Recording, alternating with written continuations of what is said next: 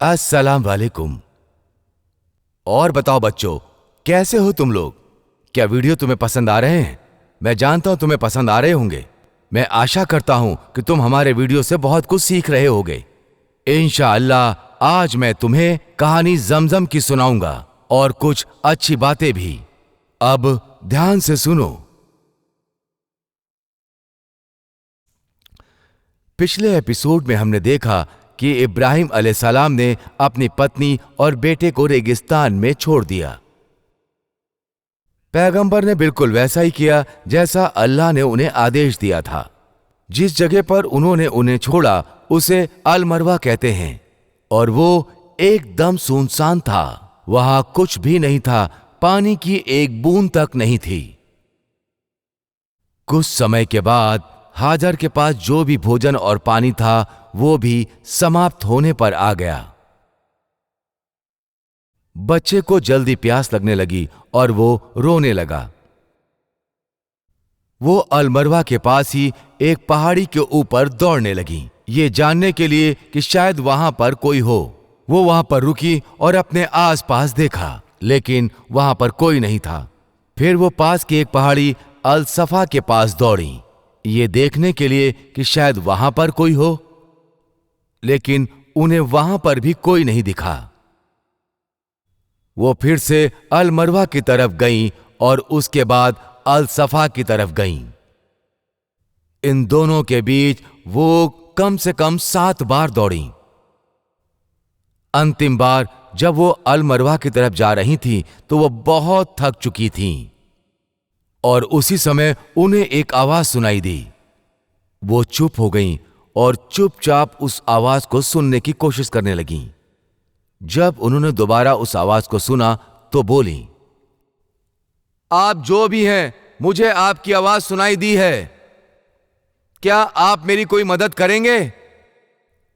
और तब उन्होंने एक फरिश्ते को देखा। वो फरिश्ता एक जगह पे गड्ढा कर रहा था। उसने तब तक गड्ढे को खोदा जब तक उसमें से पानी नहीं निकल आया। ये एक चमत्कार था। जब उन्होंने पानी को देखा तो वो उसकी तरफ भागी और उन्होंने उसके चारों तरफ पत्थर लगा दिए ताकि पानी बह ना जाए। ये जगह जहां धरती से पानी निकला उसी को जमजम कहते हैं। हाजर फिर कहीं और नहीं गईं, उसी जमजम के पास रुक गईं। कई दिन बीत चुके थे। एक दिन कुछ लोग मक्का की तरफ जा रहे थे।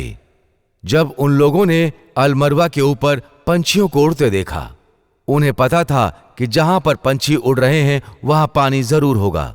उन्होंने वहां एक महिला को देखा और आश्चर्य में पड़ गए, जो अपने बच्चे को पकड़े हुए थी।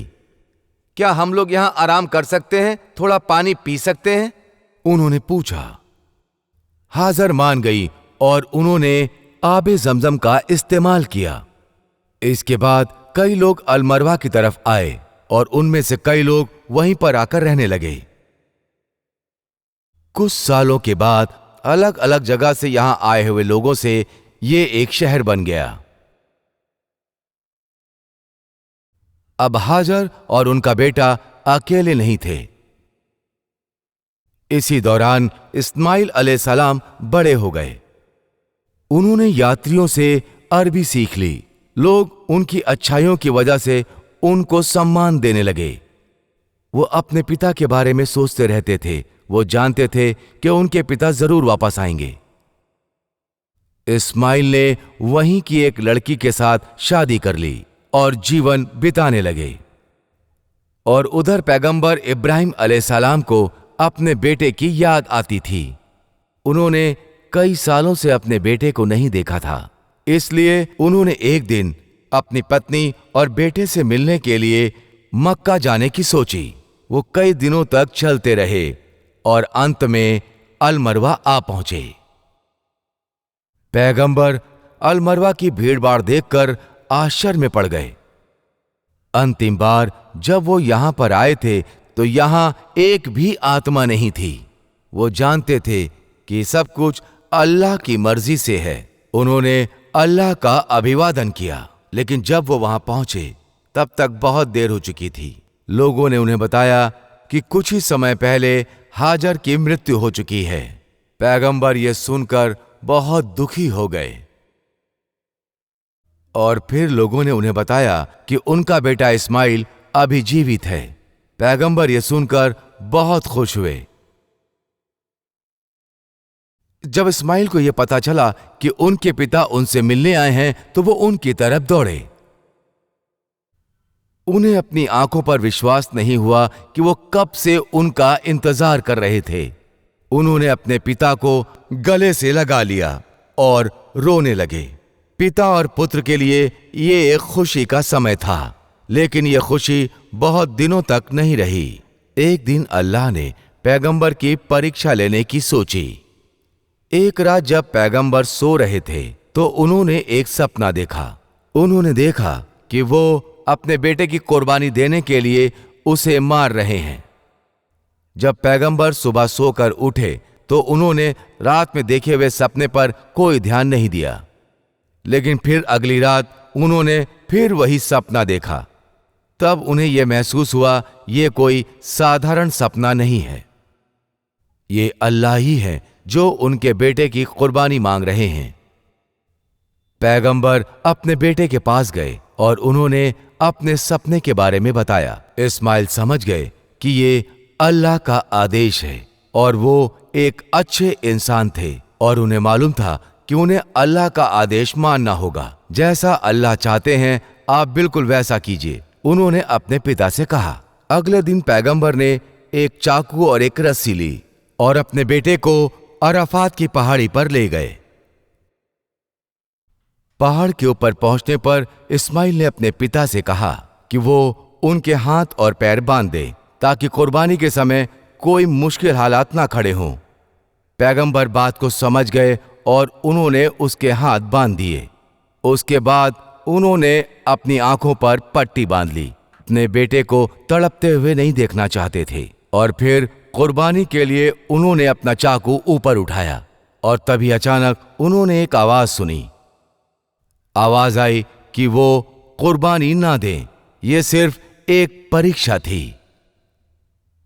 पैगंबर बहुत खुश हुए कि उनका बेटा अब जीवित रहेगा।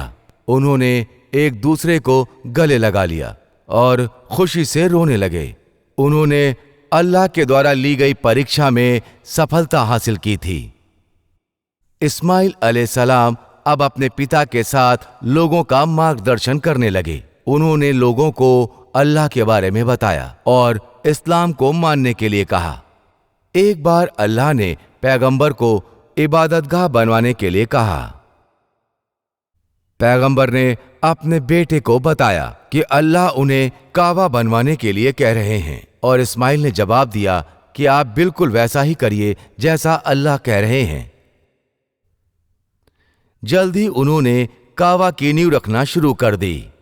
इस्माइल अलैहिस्सलाम पत्थर ला रहे थे, जबकि पैगंबर इब्राहिम अलैहिस्सलाम दीवारों को चुन रहे थे। जब दीवारें ऊंची हो गईं तो इब्राहिम अलैहिस्सलाम उनके ऊपर तक नहीं पहुंच पा रहे थे, इसलिए इस्माइल अलैहिस्सलाम एक ऊंचा सा पत्थर उनके लिए लेकर आए जिस पर खड़े होकर वो इमारत की चुनाई कर सकें। यही पत्थर मकामे इब्राहिम कहलाया, जो अभी भी वहां पर है।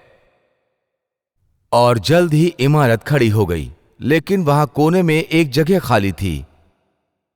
इब्राहिम अलैहिस्सलाम ने अपने बेटे से कहा, उस जगह को भरने के लिए एक अच्छा सा पत्थर लेकर आओ। मैं बहुत थक चुका हूं, उन्होंने अपने पिता से कहा। जब उनके पिता ने उन्हें गुस्से में कहा तो वो पत्थर ढूंढने के लिए निकल पड़े और पैगंबर वहीं बैठकर उसके आने का इंतजार करने लगे। उसी समय एक चमत्कार हुआ। उनके सामने एक फरिश्ता जन्नत से एक पत्थर लेकर उनके सामने प्रकट हुआ। फरिश्ते ने उन्हें बताया कि ये पत्थर आदम अलैहिस्सलाम अपने साथ जन्नत से धरती पर लेकर आए थे। पहले ये पत्थर बिल्कुल सफेद था, लेकिन धरती पर लोगों के अपराधों के कारण ये काला पड़ गया था। कुछ देर के बाद इस्माइल वहां लौट कर आए। उन्होंने जब वो पत्थर देखा तो वो आश्चर्य में पड़ गए। उन्होंने अपने पिता से पूछा कि ये पत्थर कहां से आया। इसे वो लेकर आया है जो कभी भी नहीं थकता। पैगंबर ने ऐसा कहा। इस तरह उन्होंने काबा की इमारत को पूरा किया। उन्होंने अल्लाह से अपने इस काम को स्वीकार करने की प्रार्थना की। अपने संदेश को लोगों तक पहुंचाने के लिए अल्लाह इब्राहिम और उनके बेटे से बहुत खुश थे।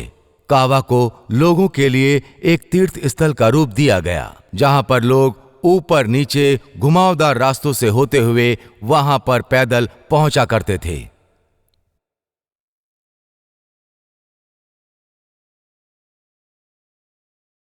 कई साल बीत गए। पैगंबर अब बहुत बूढ़े हो चुके थे। एक दिन वो अपने घर के बाहर बैठे हुए थे। तभी उन्होंने अपनी तरफ 3 लोगों को आते हुए देखा। दरअसल वो 3 लोग फरिश्ते थे जिन्हें अल्लाह सुब्हानहू तआला ने भेजा था। पैगंबर ने उनका स्वागत किया और उन्हें भोजन के लिए कहा। वो अजनबी लोग अंदर आए और खाने पर बैठ गए। पैगंबर ने उन्हें भुना हुआ मांस दिया, लेकिन अजनबियों ने उसे छुआ तक भी नहीं। ये देखकर पैगंबर डर गए, लेकिन अजनबियों ने उन्हें तसल्ली दी और कहा कि डरने की कोई बात नहीं है। उन्होंने कहा कि हम सब फरिश्ते हैं जिन्हें अल्लाह सुब्हानहू तआला ने भेजा है। उन्होंने बताया कि हम उनके घर एक संदेश लेकर आए हैं। उन्होंने बताया कि अल्लाह सुब्हानहू तआला ने उन्हें एक संतान देने का फैसला किया है जिसका नाम इशाक होना चाहिए। उन्होंने ये भी बताया कि उनका बेटा एक पैगंबर होगा। जब सारा ने यह सुना तो उन्हें अपने कानों पर विश्वास नहीं हुआ। उन्होंने सोचा कि मैं अब इतनी बूढ़ी हो गई हूं कि मैं किसी बच्चे को जन्म नहीं दे पाऊंगी। फिर फरिश्तों ने कहा, अल्लाह सुब्हानहू तआला की मर्जी से सब कुछ संभव है। और ये बात सच हुई। जल्दी ही सारा गर्भवती हुई और उनके घर एक बेटे ने जन्म लिया। उन्होंने उसका नाम इशाक रखा, जैसा कि फरिश्तों ने उनसे कहा था। पैगंबर इब्राहिम अलैहिस्सलाम इस धरती पर 170 साल तक जीवित रहे। उन्हें पूरी उम्र कठिनाइयों के साथ बितानी पड़ी, लेकिन अल्लाह सुब्हानहू तआला के सामने उनकी परीक्षा कभी कम नहीं पड़ी। अपने अगले एपिसोड में मैं तुम्हें पैगंबर लूत अलैहिस्सलाम की कहानी सुनाऊंगा, जो कि इब्राहिम अलैहिस्सलाम के भतीजे थे। हमारा चैनल देखते रहो। अगर तुम्हें वीडियो पसंद आए तो सब्सक्राइब बटन दबाना मत भूलना, ताकि हमारे सारे वीडियो से अपडेट रहो। अपने दोस्तों से भी हमारे चैनल के बारे में बताना। आज के लिए इतना ही। Good bye.